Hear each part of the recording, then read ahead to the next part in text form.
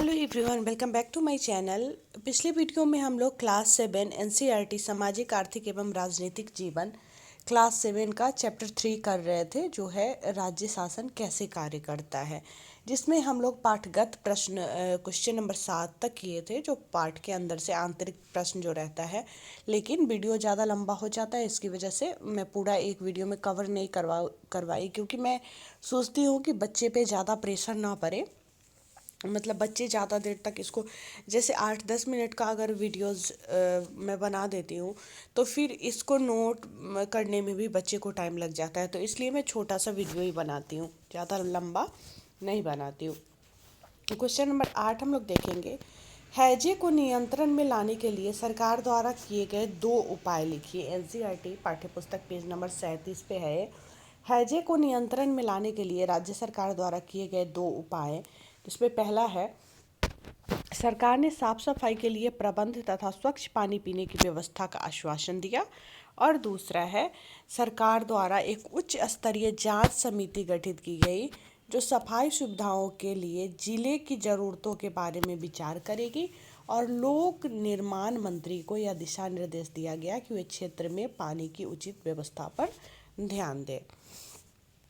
Question number 9 है, press वार्ता का क्या उद्देश्य है। प्रेस वार्ता आपको सरकार द्वारा किए जा रहे कार्यों के बारे में जानकारी प्राप्त करने में किस प्रकार सहायक होती है। एनसीईआरटी पाठ्यपुस्तक पेज नंबर 32। प्रेस वार्ता का मुख्य उद्देश्य सरकार द्वारा जो भी नीतियां और कार्यक्रम लागू की जा रही है, उस नीतियों और कार्यक्रम के बारे में आम लोगों को जानकारी देना। समाचार पत्र एवं अन्य संचार के साधन लोगों के घर तक पहुंचाती है, इसलिए प्रेस वार्ता द्वारा सरकार द्वारा किए जा रहे कार्यों के बारे में जानकारी प्राप्त करने में काफ़ी सहायक होती है। नेक्स्ट है क्वेश्चन नंबर 10। अपने शिक्षा की सहायता से पता लगाइए कि उपरोक्त शासकीय विभाग का काम करते हैं और उन्हें तालिका में दिए गए रिक्त स्थानों को भरिए।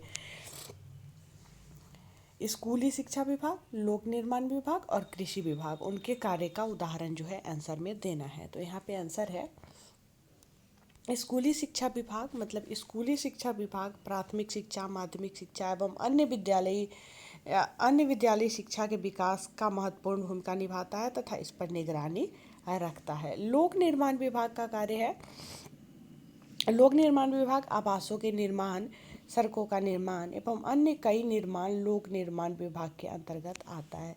इसके बाद है कृषि विभाग। कृषि विभाग के अंतर्गत कृषि का विकास एवं रासायनिक खाद की आपूर्ति से संबंधित कार्य जो है होते हैं। अगले क्वेश्चन पे चलेंगे। अब जो है ये अभ्यास प्रश्न है, मतलब पाठगत प्रश्न जो हम लोगों का था वो समाप्त हो गया। अब हम लोग अभ्यास प्रश्न को करेंगे। 2 ही पाठगत प्रश्न बच गया था, जिसको मैं पिछले वीडियो में नहीं करवाई थी। मैं चाहती तो करवा सकती थी, 10 मिनट का वीडियो हो जाता, बट मैं नहीं चाहती थी कि 8 मिनट से ज़्यादा बड़ा वीडियो हो, तो इस वजह से मैं छोड़ दी थी क्वेश्चन को। पहला क्वेश्चन है, निर्वाचन क्षेत्र व प्रतिनिधि शब्दों का प्रयोग करते हुए स्पष्ट कीजिए कि विधायक कौन होता है और उसका चुनाव किस प्रकार होता है। विधायक के सदस्य को विधायक यानी एमएलए कहा जाता है। प्रत्येक विधायक के लिए एक विधानसभा निर्वाचन क्षेत्र होता है, जहां से विधायक जनता के प्रतिनिधि के रूप में चुनकर आते हैं। विधायक का चुनाव, प्रत्येक विधायक के लिए एक विधानसभा निर्वाचन क्षेत्र होता है, जहां से विधायक जनता के प्रतिनिधि के रूप में चुनकर आते हैं।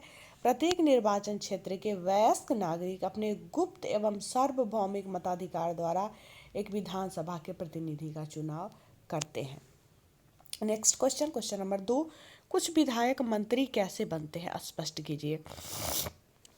कुछ विधायक को मंत्री मुख्यमंत्री बनाया जाता है। मुख्यमंत्री दल के कुछ विधायक को मंत्री पद के लिए राज्यपाल से सिफारिश करता है और राज्यपाल विधायकों को मंत्री पद की शपथ दिलाता है। इन मंत्रियों के विभागों का बंटवारा मुख्यमंत्री द्वारा किया जाता है, जैसे वित्त मंत्री, गृह मंत्री, लोक निर्माण मंत्री और शिक्षा मंत्री आदि। ठीक है। Question number 3। मुख्यमंत्री तथा अन्य मंत्रियों द्वारा लिए गए निर्णयों पर विधानसभा में बहस क्यों होनी चाहिए। मुख्यमंत्री तथा अन्य मंत्री द्वारा लिए गए निर्णयों पर बहस आवश्यक है, क्योंकि मुख्यमंत्री, मंत्री तथा विधायक सामूहिक रूप से जनता के प्रति उत्तरदायी होते हैं। इसलिए उन्हें कोई भी निर्णय जनता के अनुकूल या उसके हित में लेना चाहिए। यह आवश्यक नहीं है कि मुख्यमंत्री तथा अन्य मंत्रियों द्वारा लिए गए निर्णय समाज के सभी वर्गों के लिए लाभकारी हो। विधानसभा में होने वाली बहस के द्वारा ही मुख्यमंत्री तथा मंत्रियों के अधिकारों के दुरुपयोग पर अंकुश लगाना संभव है। बहस के फलस्वरूप आए नवीन विचारों को अंतिम निर्णय में जोड़ा जा सकता है अथवा अनुपयुक्त तथ्यों को हटाया जा सकता है। ठीक है, इसलिए बहस जो है होनी चाहिए। क्वेश्चन नंबर 4, पातालपुरम में क्या समस्या थी? निम्नलिखित के द्वारा इन विषय में क्या चर्चा या कार्य किए गए, निम्न तालिका में भरिए। आम सभा, विधानसभा, प्रेस वार्ता और मुख्यमंत्री। पालमपुर की समस्या, पानी की कमी के कारण लोगों को 3 दिन में एक बार पानी की सप्लाई की जाती थी। लोग मजबूरीवश गंदा पानी पीने के लिए मजबूर थे, जिसके कारण पूरे क्षेत्र में हैजे का प्रकोप जो है फैल गया था।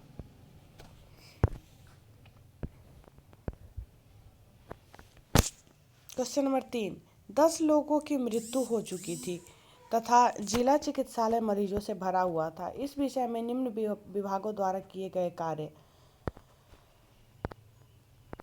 जिसमें था सबसे पहले आम सभा का था। रैली आम सभा के कारण सड़क बंद था और रैली वालों ने विधायक के घर का घेराव कर दिया था। इसके बाद विधानसभा में पानी की कम आपूर्ति, सरकारी अस्पतालों की दशा, बीमारी को रोकने में सरकार की असफलता, जिला अस्पतालों में चिकित्सा कर्मचारियों व डॉक्टरों की कमी तथा ORS के पैकेटों के वितरण आदि विषयों पर चर्चा की गई। प्रेस वार्ता, स्वास्थ्य मंत्री ने सरकार द्वारा उठाए गए कदमों की जानकारी दी।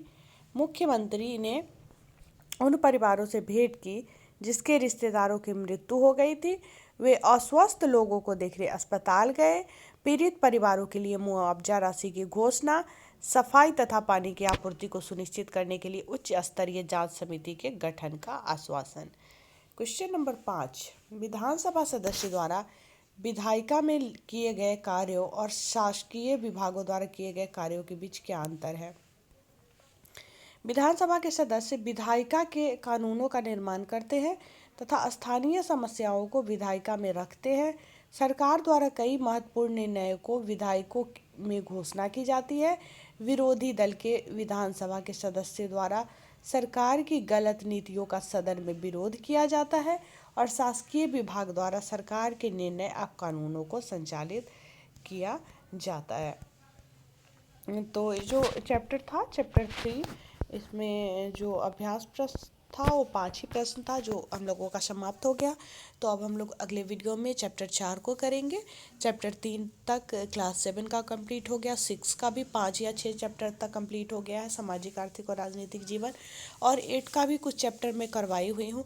तो धीरे धीरे मैं सारे क्लास का करवा दूँगी। मैं हर वीडियो में बोलती हूँ कि मैं सारे क्लास का करवा दूँगी, क्योंकि बहुत सारे बच्चे ऐसे हैं जो इस बार 7 में है तो अगले साल 8 में जाएंगे, तो फिर उनको 8 का ज़रूरत होगा। तो इस वजह से मैं सारे क्लास का करवाऊँगी, एक एक करके सारे क्लास का करवाऊँगी।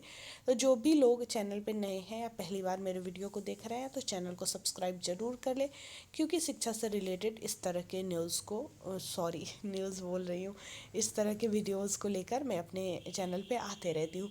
मेरी आदत है जो मैं अपने सेकेंड चैनल के लिए वहाँ पे जो भी एजुकेशन से रिलेटेड न्यूज़ आता है उसको अपडेट करती हूँ।